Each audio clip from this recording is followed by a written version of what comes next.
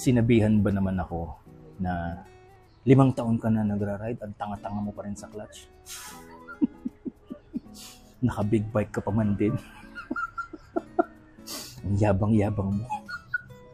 Anyway, thank you so much for joining me again on another video. Welcome to Man Cannot Ride. And let me tell you something, okay, about the clutch. Sinabihan nga ako, nabigyan ako ng feedback na ang tanga-tanga ko daw gumamit ng clutch. Kasi napansin nung isang viewer natin na sabi niya, bakit daw sobrang delayed ang piga ko ng clutch. Nakita niya na while slowing down, hindi ko pinipiga yung clutch bago ako mag full stop. As in, sobrang late. Nandyan na, mag-full stop na ako, saka ko palang pinipiga yung clutch. And then napansin din niya na hindi daw ako gumagamit ng clutch while shifting. So, ibang topic naman yon, that is clutchless shifting. But right now, let me focus on bakit nga ba delayed, sa pananaw niya, delayed yung pagpiga ko ng clutch before full stop. Okay. Napansin ko sa karamihan mga riders, mga big bike riders din, na napakaaga nilang pumiga ng clutch pag mag-slow down. Kumbaga sa sex, nilalabasan ka agad, 1 minuto pa lang, nakakatatlong baon pa lang, pumuputok na. So, too early. Too soon, Junior, too soon. Sabi nga ng, ano ba yan eh? Fast and Furious, too soon, Junior. So, very early, premature yung pagpiga nila ng clutch. Ano bang nangyayari? Okay, so let's say I'm on 6th gear. Sige.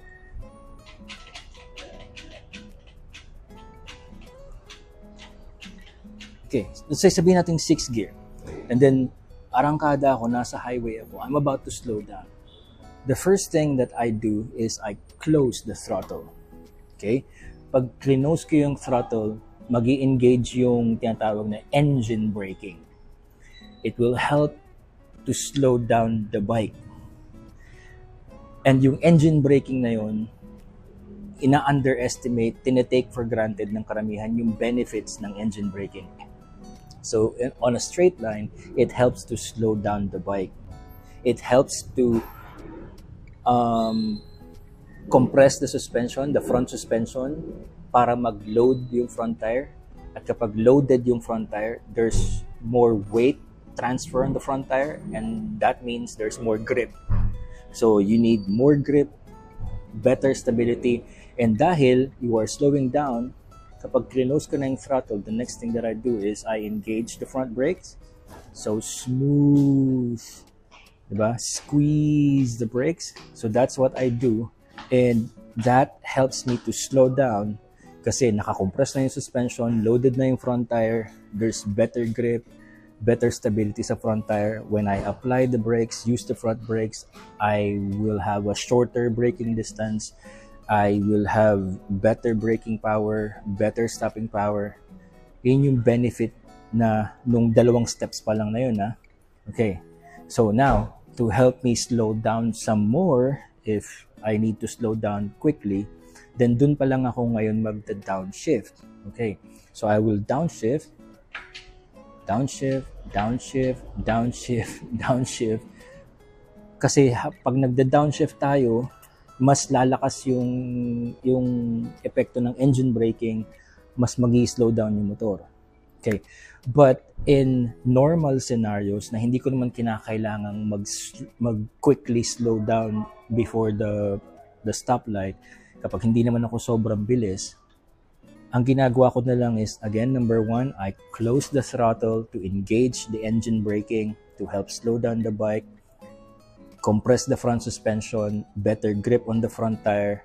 I squeeze the front brakes to help me slow down and then finally stop. And dun pa lang, before I stop, siguro mga 5 meters before yung stopping distance ko, or depende sa magiging response ng makina, that's the only time that I use the clutch para mag-downshift.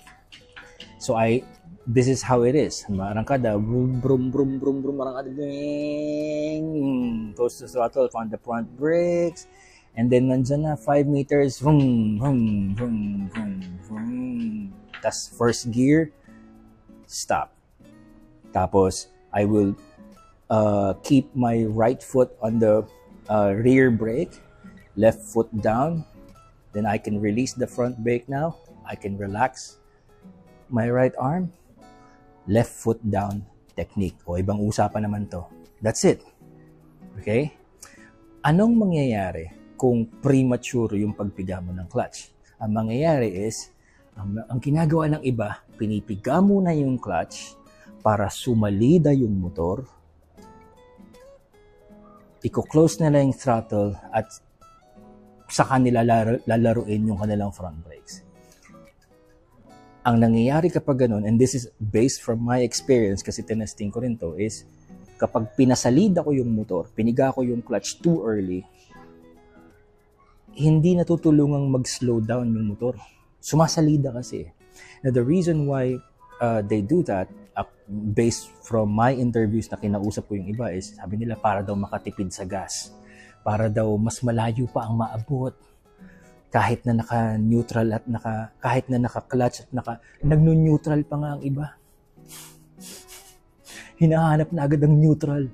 Para daw hindi mamatayan, para daw tipid sa gasolina, para daw hindi masira ang makina dahil sa engine braking.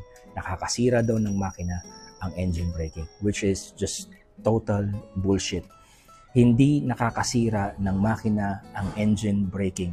Engine braking has a lot of benefits. Number one, for straight line, it helps you to slow down the motorcycle and it helps you to transition from yung arangkada na nakatingala yung unahan hanggang sa pag-engine brake mo, tutungo, magdadive yung unahan, maloload yung front tire, magkakaroon ng better grip, and now you are slowing down, you are stable.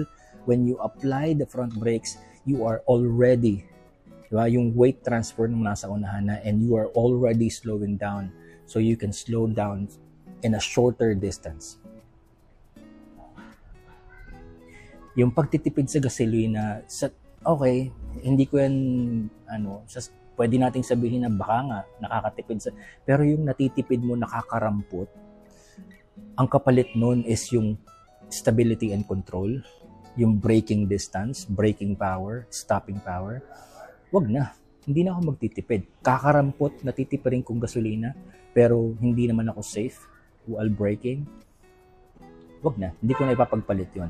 I will prioritize yung slowing down, loading the front tire, better grip on the front tire, stability, control, proper braking, and then pagdating dun, bago ako dumating sa dulo, mararamdaman ko naman kung alam kong yung motor ko o yung RPM is sobrang baba na, or yung makina is naglalag na yung makina at sabi niya, oh, mag-downshift ka na. That's the time that I press the clutch or squeeze the clutch, downshift, downshift, downshift, downshift, downshift, then first gear, nandyan na yung full stop, left foot down, right foot on the brakes, release the front brakes, relax my hand, pogi. Diba? Okay. So, mindset. Marami sa ating mga riders ang sobrang makaluma na ang mindset, and maraming hindi nakaka-appreciate ng value ng engine braking.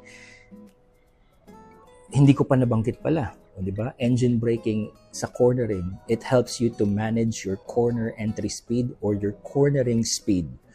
Maraming nalilito kung ano yung corner entry, ano daw yung mid-corner. Sabi sa akin, mid-corner? Ano yun? Nasa gitna ka ng daan?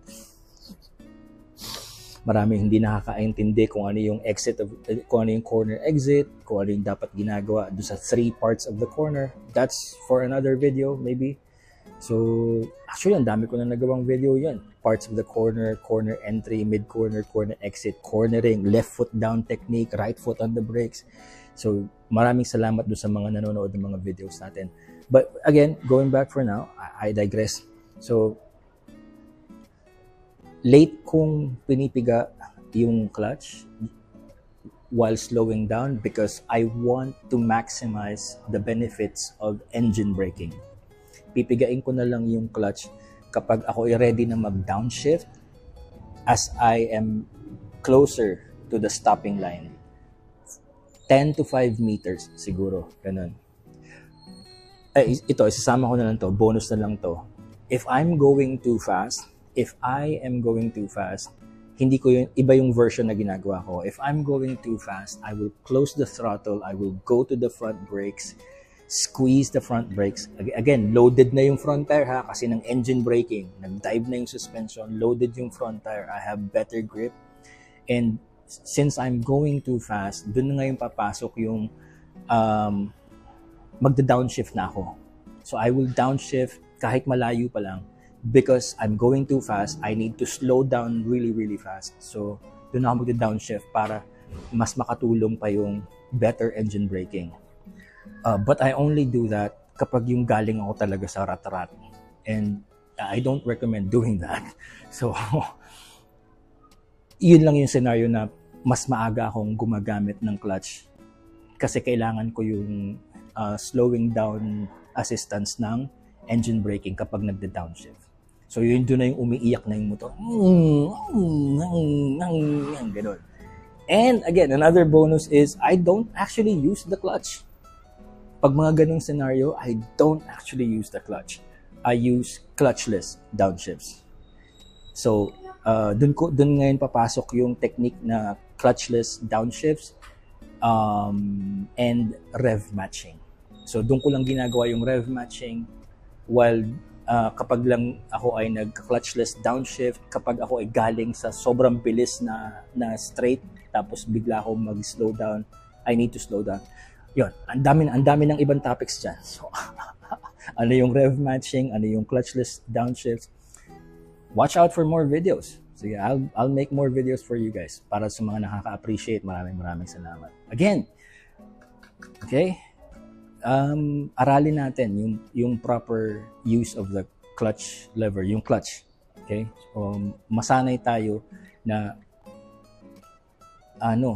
gamitin yung benefits ng engine braking while slowing down sa straight. Okay? So I will see you on the next video dito sa Man Cannot Ride.